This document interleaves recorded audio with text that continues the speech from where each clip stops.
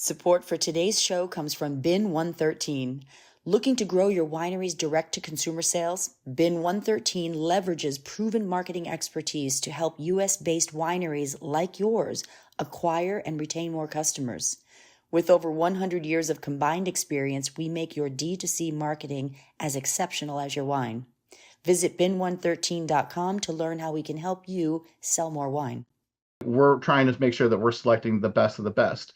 We don't want them to all to be in one side because we want to make sure that, we're getting the best out of our Terranceaus or our Barons or our Bergers. Some of these barrels are so rare that they really only allocate less than 5,000 of these barrels to the United States. And we're lucky enough to get a few of these.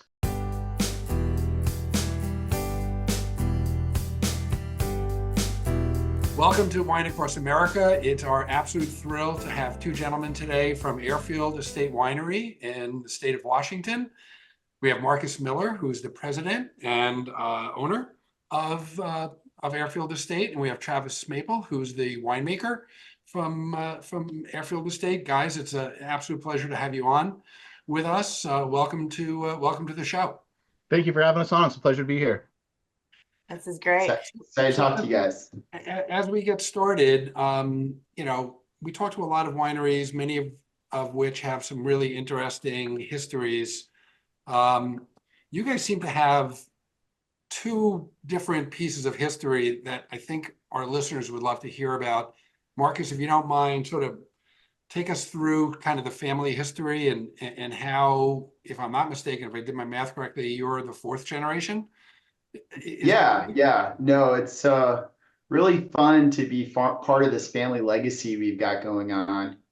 And it all got started by my great-grandfather, H. Lloyd Miller. And so this community, Sunnyside, where we grow our grapes today, as the community got started, the founders of the town were the pastor and the elders of H. Lloyd's church back in Milledgeville, Illinois. And so he started to hear about this community that started in the Yakima Valley, how, just the potential for agriculture was just enormous. The land could grow just about anything. And he decided to leave the family general store business and head out west. And so that was in about 1905 that he made the trip down. And once he got to know the community, got himself really ingrained, they saw in H. Lloyd a very skilled salesman. Growing up in a general store family, you get really good at selling things. And so they're like, hey, H. Lloyd, you're amazing at sales. You obviously love the community. We've got a job for you. We would like you to, really lobby the government to get a second irrigation district throughout the Yakima Valley.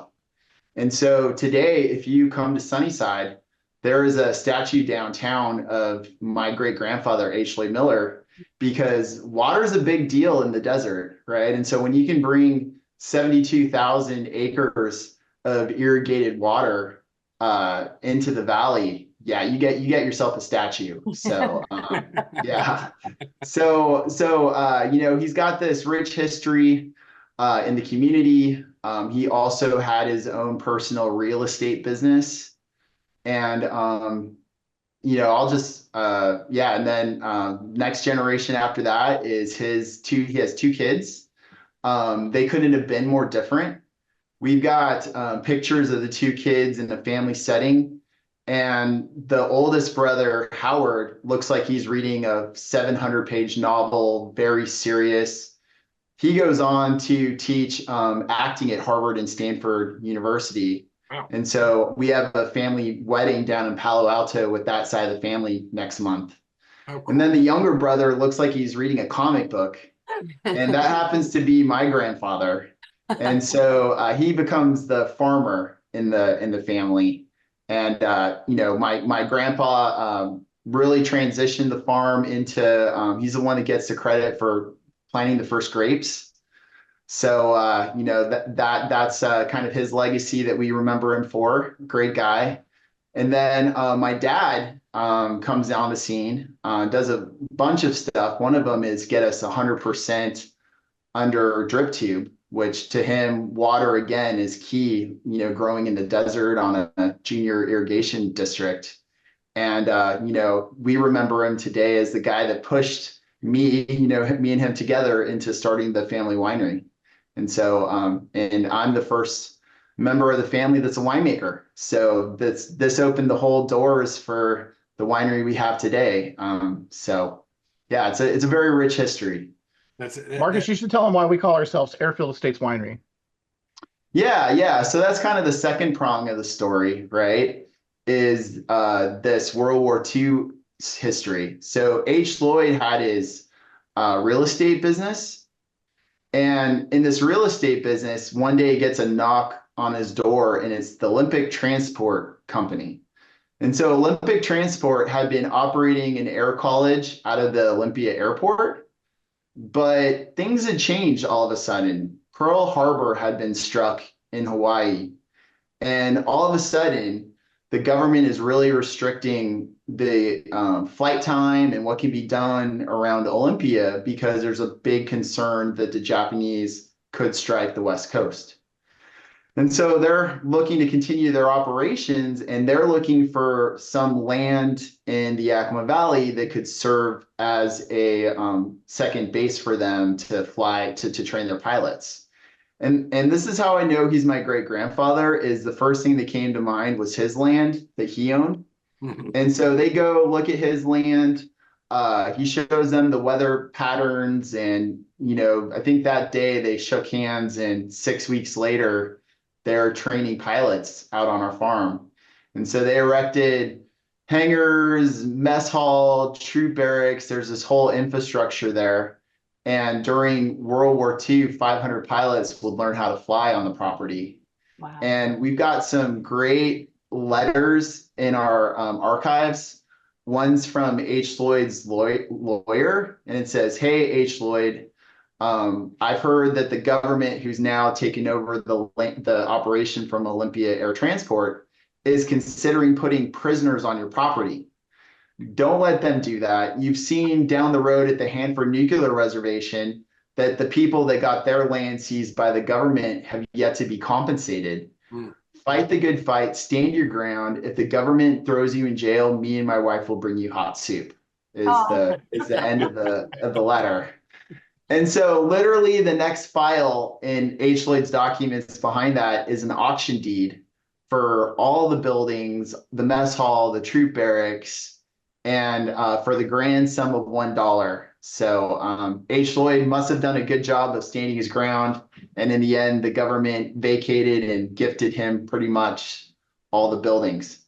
Wow. And so from that point forward, we are farming out of a World War II air college. And H. Lloyd names his farm Airport Ranches. And, that's been our name and story on the farm forever and ever. When we fast forward to starting a wine brand, I started thinking like, hey, what sounds like a really nice bottle of wine, but also tells this family history? And so we transitioned the name to the public to Airfield Estates. So. I got to tell you guys, I mean, like I said, we talked to a lot of wineries who've got some really interesting history and multi-generational farmers and all that. Nothing comes close. Yeah. As a story, the historical, connotations of it are Right. really For that part of the amazing. country and that time. I mean, it's just amazing. So place for us, what was the year when the first vines were planted and when was the first, wine produced and so on? Yeah. So Washington's got this long legacy of making wine. But when California wines were allowed in without tariff in Washington, the native industry crumbled. All these like non-vinifera grapes, all these wines made fortified, low quality wines just couldn't sell anymore. And so the rebirth of Washington into the French varietals we know today really started in 1967. With the first release by Chateau Ste. Michelle and the first release by Associated Vintners. So 67 is kind of the launch year of the modern Washington wine industry. And what's so cool is our story starts the next year. It's 1968 that my grandfather is going down to Freemark Abbey in the Napa Valley to source our very first vines. And so that was a 10-acre experimental planting.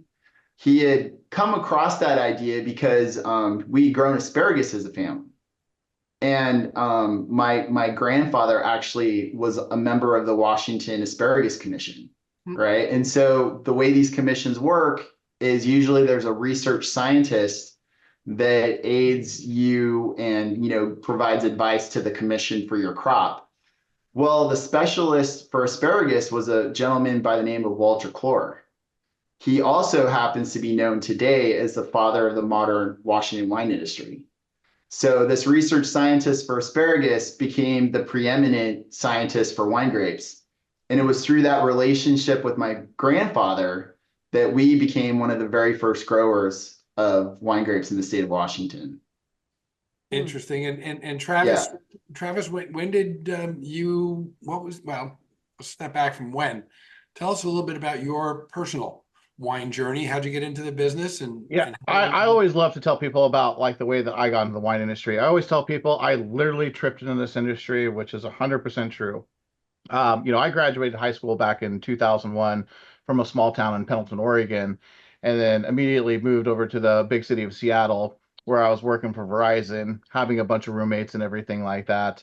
And it was in 2002, one of my roommates came home and he was like, man, I just got this cool new job. I'm going to be like bottling wines for a winery.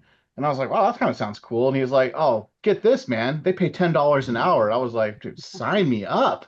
And I was like, no, seriously, sign me up. Because I was thinking I was making like $8 an hour at the time. And yeah, he was able to get me in. And that was working with Chateau Ste. Michelle over in Woodinville. And I still remember the very first day, and it's why I kind of still have a beard, by the way, is just kind of walking and seeing just this massive production facility. And I was just kind of like in awe. I've never really seen this big of a building. And I'm kind of looking left, looking right, and I literally trip on the lip of the door and I fall on my face and I bust my chin open. Where the cool thing about Chateau Ste. Michelle being that size is they actually have a medical facility on site, and he was able to give me kind of stitches. And that was the first 5 hours of my life in the Washington wine industry. But after that, even starting off the very, very lowest level, which was the bottling line, I thought it was really cool just to kind of see like all this repetition, this production and everything. And it really kind of just spun like this little spark of interest in me. And I'm like, well, I want to know how we get to the point where we bottle. So eventually I was able to work myself into the cellar, working the very first harvest of 2002. And I remember I was the guy that just asked a bunch of questions because I was just in awe of the whole thing with the pump overs, the punch downs, digging the tanks. And I constantly kept asking questions. And I think I asked them so many questions that I annoyed them that one day after harvest, I got called up to the main office. And everyone thought that you're like, whoa, Travis can't call the main office. And I'm like, man, what did I do? No one gets called to the main office. And yeah, it turned out that, yeah, I did ask him way too many questions. And they actually presented me with an opportunity because they told me, have you ever thought about getting an education in winemaking? I had no idea you can get an education in winemaking. And I was like, serious? So they actually were the ones that kind of turned me on. They gave me like a little bit of a scholarship and everything to go to Washington State University. And that's what ended up making me relocate over to the eastern side of the state. And after actually pursuing my very first degree in viticulture and enology, I wanted to pursue a secondary bachelor's degree in food technology or fermentation sciences. And all while doing that, I was working with Chateau Ste. Michelle. And then eventually I got recruited with at the time, one of Washington State's one of the highest end wineries, which was J. Bookwalter Wines. And I remember working, him coming up and approaching me saying, you've done things with Chateau Ste. Michelle. I know you know how to get things done in a production manner. Would you like to come work for me? And I can teach you how to make things, learn how to make wine in a very high end fashion. And from there on out, it just literally wine has just, been my life. It is just so amazing how we can see something as simple as a grape transform into this world-class wine. And I've had the opportunity to work under world-class winemakers, from Zoma Long to Claude Gros. And it's just really constantly been, like for me, a quest to, just feed my mind with more knowledge. This is my 23rd vintage, and I still don't know everything. And it's something that's great about this industry is the fact that you're always going to be able to learn something new. You're always going to experience a new problem, and how you deal with it in order to, rectify the situation is what's really, really cool about this industry to me.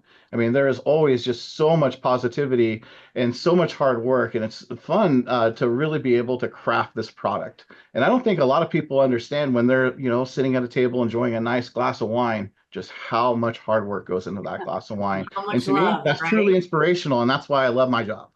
Yeah, yeah, a lot of love in every bottle. Yeah, well, thank you Yeah. for sharing that. So Well, while Yeah. we're here, we're talking about your fabulous bottles. all of this wine talk has made us thirsty. So Oh, tell us a little bit about the Sauvignon Blanc. The Airfield Well- Yakima Valley Sauvignon Blanc. This is 2023. what I would love to do, because I think this is a great little story between Marcus and I, is Marcus's, inspiration for creating that, and the fact that, Marcus inspired me because before I worked for Airfield Estates, I've tried Sauv Blancs from all over Washington State, and a lot of people say, "Oh man, you've tried one Sauv Blanc, you've tried them all." And I was not really like that. Like, "Oh man, this is going to be a fun venture. Marcus wants to eventually build our Sauvignon Blanc program up to 10,000 cases. Prove to me, Marcus, why we should do this." And then I remember trying our the very first Sauvignon Blanc, which from my end was Airfield's 2015 Sauvignon Blanc, and I thought it was absolutely amazing. I was like, this is something completely different. So Marcus has this really cool inspiration that he inspired me in order to be able to help him create these world-class Sauv Blancs. So Marcus, why don't you kind of tell them about like your inspiration? So, for me, when it comes to this varietal, the seminal moment was my ability to work a harvest on the South Island in New Zealand. I had grown up, on our farm, tasting our fruit every harvest. I knew what Sauv Blanc tasted like from the Yakima Valley from our farm. And then I tried the fruit out of the Cloudy Bay vineyards. Mhm. And I'm like, holy cow. Yeah. I now understand tasting this fruit, why the wine tastes the way it does. Like any winemaker worth half his salt could make this grassy gooseberry expression because it is so present in the grapes, right? And so that really led me on a journey to be, how do I make my grapes in the vineyard taste more, not New Zealand, but have that expression of zesty, liveliness, vitality that I'm getting from Cloudy Bay? How do I get that in my vineyard and make a vineyard with the characteristics I love in a Washington style? And so I really, credit that experience to getting us to give Travis the fruit to make the wine you guys are tasting today. So Yeah, our goal is to definitely make like kind of I'd say a New Zealand style meets old world meets Washington State. I mean, we have a completely new twist on it. And again, I think it's all because of the meticulous management that we do out in our estate vineyard. So again, all the wines that we produce at Airfield Estate, they all come from our estate vineyard, which is a really great thing for us because it allows us to personally be the ones that manage our vineyards without having to have that argumentative interface with winemaker grower relations. Instead, we're trying to do everything the best to make our wines even better. And the way that we treat these grapes, the exposure, the growing period that Washington State has, makes this a truly exceptional wine. When Marcus passes that baton off to me, I mean, I know I've got, this is one of our pride and joys for the winery, and there's no mistake, there's no such thing as a mistake. I mean, everything has got to be done right the exact same first time. Everything from the way that we receive our fruit, sorting our fruit, to the pressing. Sauv Blancs are actually really juicy grapes. You can get a lot of quantity out of them. Now, I try to make sure that, obviously we're going to try to get quantity out of them, but I'm looking for quality, number one. And everything then from that point forward then is just meticulous attention to detail. We want to make sure that, we're monitoring, we have our perfect yeast selection during alcoholic fermentation, that we are not missing a beat on its feeding regimen, because Sauvignon Blancs can notoriously go reductive on you and make that a very, very challenging wine to deal with if that's the case. But I think the most important thing that we do is temperature management. In order to get like those really cool, expressive tropical characteristics, that grassy characteristic, those are what we call thiols. And that's all about achieving a certain proper temperature, not overdoing it and not underdoing it. And by achieving that certain temperature of 62 degrees is the absolute perfect spot for a Sauvignon Blanc. And what we want to do is we want to make sure that we're seeing a methodical decrease every single day in our fermentation. I want to see about a 1.5 to 1.75 Brix per day, making it so this is like a really long lasting fermentation. I always refer to our white wine ferments as like I'm a master barbecuer. I want to go low and slow. That way we entrap those beautiful essence, those aromatics, that clean mouthfeel. I mean, truly one of the most enjoyable Sauvignon Blancs, and especially for the price point that I've ever had in my entire life. Travis, you answered my question. I was thinking about what I was going to ask because, having the New Zealand style meets Old World, meets Washington, what was going to be the defining factor in the winemaking process that was going to make it have that New Zealand without going over the top. This has that New Zealand feel, but some of the New Zealand ones I feel can just go too far and they rip your mouth apart. This has juicy. It's got all of those beautiful, grapefruit, grassy gooseberry kind of feel, but and the acidity is there, but I don't feel like it's like ripping my mouth apart like certain unnamed New Zealand Sauvignon Blancs that ruin the experience for a lot of us. So you answered me. Thank you about your low and slow. I love that. Absolutely. Ironically, right before we joined the call, I was sharing with Sandra that I did a bunch of grilling this weekend. I'm not a low and slow guy. I'm more of a, outside griddle and cook. So I was grilling a bunch of different vegetables. My wife was away for the weekend, and I was drinking some wine while I was grilling, and it happened to have been a Cloudy Bay Sauvignon Blanc. So when you said Cloudy Bay, I'm like, wait a second, I think he's watching me. This really is. This is really unique for your area, the expression that you've created here, and it's beautiful. Absolutely beautiful. Yeah, and it's definitely one of our most popular varietals. I love to see that every year we're seeing positive continuous growth with this. I'm told that if you're going to be on a certain airline here pretty soon, that they'll be serving this to their passengers as well. Bravo, that's great. I'm not sure, Marcus, if we're allowed to mention the airline yet or not. So I'm not sure either. So let's we'll keep it quiet. I'll tell you what, they do a lot of flights all across the country, and they're based in Seattle. Well, that makes perfect sense with Airfield. I mean, that would be very good marketing. Good for you guys. I'm going to say we have a sponsor that we'd like to introduce in the next segment here. We're going to have our sponsor talk, and then we're going to come back and taste your next wine. We'll be right back. For Toomey, nothing is ever quite finished. It can always be evolved. Introducing the latest evolution of Toomey, the aluminum backpack and briefcase from the 19-degree aluminum collection. Toomey reimagined these everyday essentials in aircraft-grade aluminum with contours sculpted at precise 19-degree angles. Carry the aluminum backpack and briefcase from Toomey to perfect journeys near or far. Shop Toomey's full 19-degree aluminum in stores and online at toomey.com. All right, we are back and we're going to be tasting the Airfield Cabernet Sauvignon from 2022. How would you like to explain this fabulous bottle to us? Well, I think again, I love how this, because Marcus and I are such a cool tandem winemaker.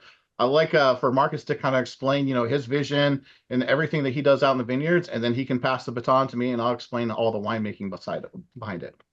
Yeah. So in the general scope of Washington wines, you've got Red Mountain about 30 minutes away, and that's kind of seen as the hottest place in Washington where wine grapes are grown. And you'd think with us being 30 minutes away it would be fairly hot, but we're actually one of the coldest sites in Washington State growing wine grapes. And so for us, like our jam, our sweet spot, the low-hanging fruit, easy to do, is our aromatic whites like this Sauv Blanc. Sure. For us, it definitely is a lot more work, and we really have to be on point in the vineyard to coax out the ripeness in our cab. And so our 2022 cab was a fascinating vintage. The first 3 months were the coldest year on record in the last 40 years, super cold. And then from July 1st until November 10th, it was incredibly warm, the warmest year on record. And so it's this really fun tale of two vintages in one. And is one of my personal favorites. So I'm super jazzed that that's what we're tasting today. Super amazing wine. And again, we work really hard to you've probably heard a lot of people talk about this, but dappled sunlight, giving that berry enough sun, but then not getting it too hot by offering a little bit of shade, and then just repetition of that throughout the growing season.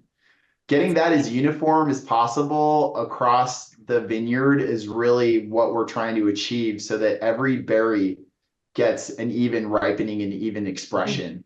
And so my job is to make sure that is maximized in the vineyard, and then deliver those beautiful grapes to Travis to take it the rest of the way through fermentation.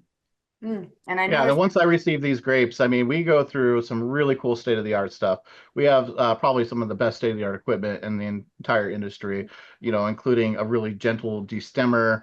We have an optical sorter, pretty much ensuring that I get like the best of the best fruit going to every single fermenter. Now, the way that I approach every single different lot, whether it's Cabernet or whatever different grape varietal, is I do not have a one-size-fits-all approach. First off, you know, there's a lot of different factors that I want to be able to see for me to be able to formulate my extraction protocol. You know, I want to see berry size, skin thickness, tannin levels, is there pyrazines, things like that. All these things come into really critical play. But my goal is to be able to achieve three things. First and foremost, I want to be able to get that varietal essence out of every single lot. Secondly, I want to be able to have that perfect harmonious balance where you're seeing that complexity, just a nice little touch of oak and that really cool dark jammy fruits. And then I really want to be able to have my signature touch, which is like that finesse on the finish. You know, I want to make it so we're Washington State, and we're the big difference between Washington State and all the other states is I want to make it so, you know what, I just bottled this wine a couple months ago. You can drink it now. You know, it's a $19, $20 bottle of wine, or, you know, if you want, you can sit this thing in the cellar for 10 to 12 years and that wine's going to age out impeccably. So those are the big things that I really, really want to focus on. Again, making sure that we're seeing that varietal expression. We're seeing just this really cool characteristic of like these dark jammy fruits with just a nice balance of that French oak characteristic, and then just that impeccable finish. You know, to me, making it just a fantastic wine for, you know, $20 a bottle. I mean, this could probably amazing easily price rival point. wines of 2 to 3 times its price point, right? Yeah, Agreed. that's an amazing price point. I was going to ask, like, and I think you brought it up. This is more of a French style expression of Cabernet Yes. Sauvignon. And when people think in American Cabernet Sauvignon, you automatically think of Napa, Sure. and you automatically think of the big Napa crushers. And this is a far more elegant expression of Cabernet. Exactly. You know, I mean, we can get pretentious if we want. You know, we have our certain, like our last wine that we'll try today. You know, but you know, I want, you know, winemaking to be easy and to be enjoyable for everyone. You know, whether you're a novice or, you know, you're an absolute expert at drinking, you know, any style of wine. I want, you know, when people tell me, oh, I can't drink red wines, I don't like them, and I'm like, well, my response to that is you're probably not drinking the right type of red wine. Probably Why not don't you true. try ours? Exactly. And then when people try, they're like, whoa, this Yeah. doesn't make my mouth pucker, or it doesn't make me Yes. cry, or it doesn't make me Yeah. spit it out of This me. doesn't have pretty like good. intense tannins. It doesn't have, it's Yeah. just really kind of quaffable, as you say. It's just Yeah. got like a nice, you want to have more. You want to have another glass. So, Really, it's and like again, and that all comes down to the period that we're doing right now as we speak, which is harvest. And that's all about our extraction, you know, the perfect timing when Marcus says, Travis, I think these grapes are ready to come in. And I'm like, all right, this is going to be our plan that we're going to make sure that we execute. And then what I'm trying to do is I'm trying to constantly evolve this winemaking program. You know, does it need to have really excessive, heavy extraction early on, which is my big go-to is I really want to make sure that I'm extracting almost 85% of that extraction before we start to see 6 to 7% alcohol. That way I'm getting my color, I've got my flavors, I got my body, but we don't have tannins. And then I'm gonna have this really cool, gentle approach all the way until those are completely dry on the skins. And then when we try like our reserve tier, I'll tell you when we start talking about that wine about even more special things that I do. But I think all those elements, when they come into play, they create this great world-class wine. And we're putting some really cool like French oak on this as well too. So that's a big part of our program. You know, as much as we'd love to be an American oak producer or supplier, but it just doesn't work with our program. You know, American oak wines tend to be a little bit more aggressive, more woody, Much more where aggressive. French oak style just tends to be more finesse. And Yeah. that's the style that we want. We want these wines to be approachable now and still have that ageability as well. So guys, tell us a little bit about people who come to visit the winery, your tasting room, events you may hold. What is sort of the vibe, and what can our listeners kind of expect should they be fortunate enough to be in your neighborhood and pay you a visit? I'd say it's educational and it's a lot of fun. I think that's one thing that we instill in all of our 3 tasting rooms that we have across the state of Washington is, wine education without sounding pretentious is really critical, and making sure that, you're talking down to earth to people about the wines. And then we do some fantastic events here. We've got a couple coming up here in about 2 weeks where we do a 5K vineyard run. And then after that, then we do like a grape stomp where we'll have all these people come in. They stomp on rosé grapes for us, typically Sangiovese, and it's just a lot of fun. And there's a lot of things that we do here at Airfield, I think, that really kind of bring people in. Not only are we trying to educate people about the Yakima Valley in Washington State, but also about the Airfield Estates winery history as well. Are there particular varietals when people come to visit? Are they seeking out particular varietals and through that sort of gentle education process, you're turning them on to others that they may not have previously enjoyed? Marcus, what's our best-selling? What do you think? What do you think about that? Like our best-selling varietals that people constantly kind of look for? Well, when it comes to what people are buying in our tasting room, a lot of people love our aromatic whites and in particular our rosé. When it comes to April through middle of summer, I can guarantee you that's what people are stocking up on is these Isn't it aromatic amazing? whites to enjoy out at the lake. I mean, Yeah. our rosé is so versatile, with food and just quaffable, next to a fire pit as you're winding down the day. Yeah, it's people love the fact that we're not just these big bold reds, but we craft these very drinkable whites as well. That's great. I And think the thing that they all really find. you must have seen the rosé expansion over every year. It's bigger and bigger, right? Yeah, no, I It's mean, been pretty steady for us. Typically, I mean, we have the amount that we make for our airfield. I mean, our tasting rooms could sell all of it if we wanted to, but we try to make it so there's some out in the marketplace, not really on the East Coast, but it's typically a tasting room only type style of wine. But we make well over 2,000 cases of this wine, and it sells at a rapid pace. So that begs the question, where can your wine be purchased? I know airfieldwines.com is one, and we'll try to repeat that 2 or 3 more times during our conversation. But what kind of retail distribution do you guys have? So we are represented by 40 distribution partners across the country. Fabulous. And so if you're in a place with quite a few people where wine is drank, there are probably locations to find our wine. Travis has actually been the one of us that's been traveling to the Northeast a little bit more than I have. But generally, we're found more in like the steward stores, more of like the independent stores, people with wine professionals. We're not large enough to be in the standard set of your large grocery store chains, so that's not going to be our typical location. And I think that consumers would find the best deals, honestly, through our website. We have a fantastic direct-to-consumer program where if you order a certain amount, you get discounts on shipping and everything. And plus, if you decide to become a club member, I mean, then the discounts open up even more. We have a And they can become fantastic club members through your website. Absolutely. Yeah. We have club members actually not only all across the country, but in several different continents as well, too. That's great. Yeah. That's really great. Awesome. I'm going to interject that we're going to have a little break with our next sponsor, and we're going to come back because we're really excited to try your last very special wine and have you walk us through it. So we will be right back.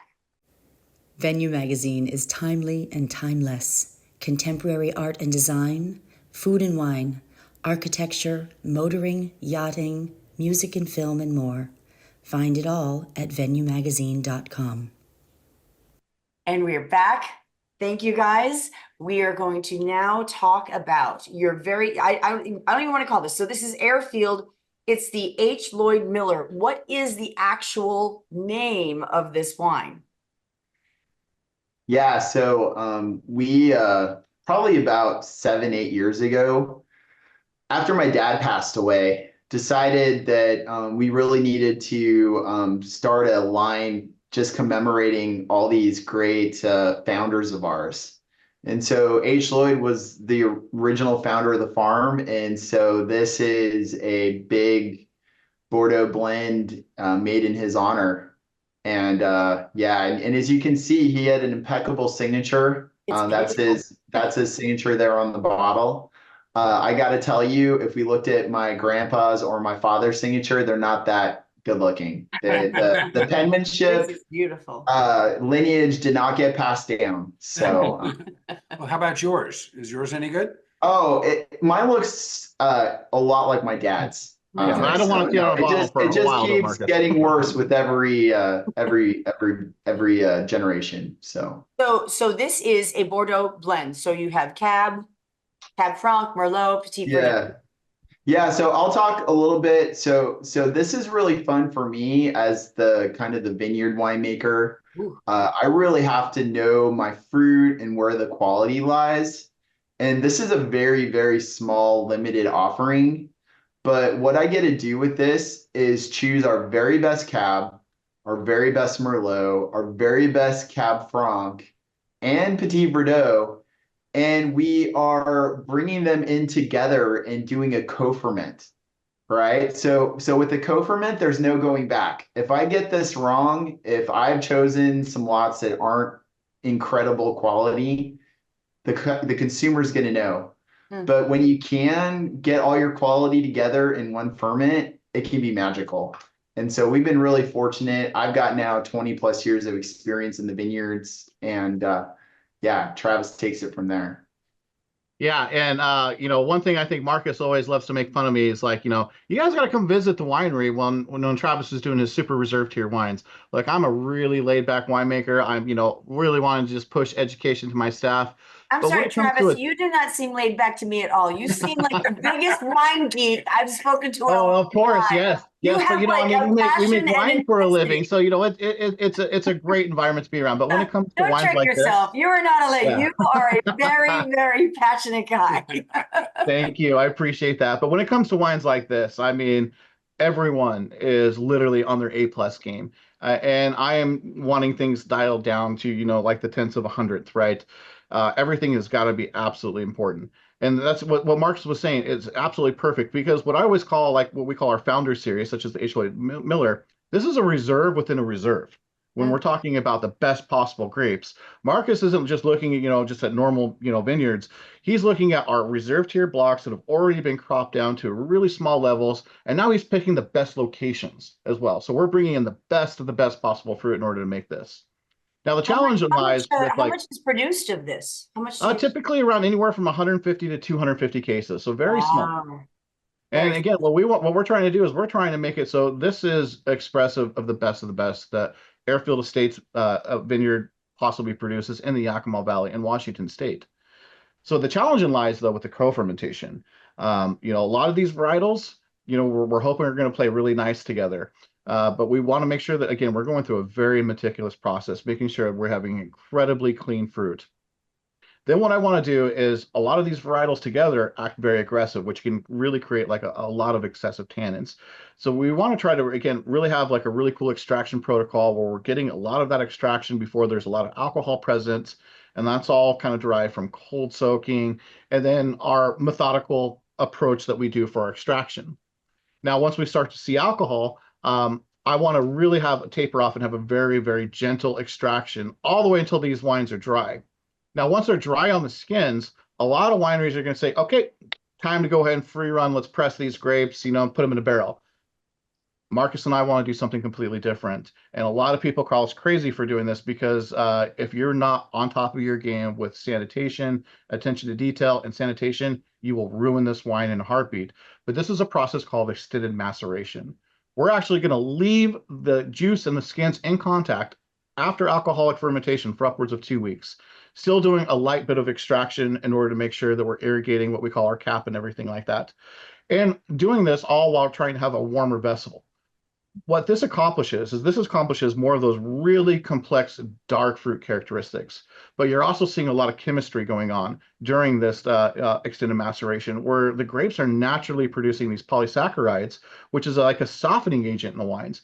So we're actually creating like more of a stable, softer wine there on the skins, but we're also creating more complex characteristics as well. Now, when we're ready to go ahead and drain, then we're going to make sure that this wine goes to some of the most sexiest French oak Americans have ever seen. I mean, literally, this is top tier stuff. These are not cheap barrels. These barrels range anywhere from $1,300 to $1,500 a piece. And we're trying to make sure that we're selecting the best of the best. We don't want them all to be in one side because we want to make sure that, we're getting the best out of like, our Terranceaus or our Barons or our Bergers. Some of these barrels are so rare that they really only allocate less than 5,000 of these barrels to the United States. And we're lucky enough to get a few of these.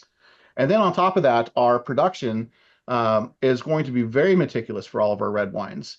And this is where people don't understand how we can do this, because at Airfield, we're not a small winery. We're not a big winery. We're kind of like, a little bit above maybe that mid-sized winery. But it's an important protocol for us every 2 weeks, right after fermentation. We're stirring up those solids, the leaves inside these wines. They're going to create natural softness, more varietal characteristics, more roundness of the wine. And then we're also topping these wines every 2 weeks. And then even after we're racked off the leaves, we're still topping every 2 weeks. So it's incredibly labor intensive. But we understand that when you make a wine of this caliber, it requires that extra attention to detail. Otherwise, it's not going to be the same. So when we make a wine special like this, I mean, we literally pull out all the stops. I got to tell you, it's absolutely delicious. It really shows. Congratulations. Kudos to you guys. So guys, we're kind of wrapping up on our time. We just want to make sure that our listeners, airfieldwines.com, first and foremost, certainly look for distribution in your local fine wine shop. This has been an amazing treat for us. The Historically, what's gone on in your property and your family, that's amazing. And Travis, your journey, it's all really, Yeah, and I do like the fact that you're like the laid back winemaker. Maybe. No. You guys are absolutely passionate winemaker. Passionate winemaker. There you go. Absolutely delightful. We can't thank you enough. Marcus, those fries are getting cold. So I know. Yeah. I wanted to add, so right after this. You do have some special offerings through your wine club. Absolutely. I think that's one of the coolest things about being a club member for Airfield is we actually make several wines that are world-class, beyond exceptional quality, that only our club members can receive. And the only way to get that is to sign up for our club. And also on our website too, we actually have a really cool location where you can check out our distribution, and it'll tell you all of our distributors across the country, and you can actually contact them to see where Airfield wines would be in your area as well too. Perfect. Thank you so Guys, much. thank you. Hey, thanks a lot, guys. We really appreciate it. Wow, that was really that was exciting. special. Great family story, great World War II history, which I like a true American vineyard with like an American history and World War II. Amazing wines. Literally airfieldwines.com. You won't be disappointed. No, I loved it. I mean, the Sauvignon Blanc, the Cabernet, and the founder series, H. Lloyd was really special. The Sauvignon Blanc was really definitely just what he said. It was a trifecta of the best of New Zealand, the best of Washington, and it really had a nice mix of all of it. Like, it wasn't that over the top New Zealand. Right. It wasn't that too kind of flabby-ish, which we can sometimes get in the United States. The Sauvignon Blancs can't have that true acidity. The acid was great. The tropical fruits, like everything about it, really great. All right, guys. Well, listen, thanks so much for listening. We appreciate it. We look forward to taking you on our next journey. With us, we know where we're going. You don't. So please tune in to listen and find out where our next adventure takes us. Bye. Bye. Please remember to subscribe to Wine Across America on Apple, Spotify, and YouTube.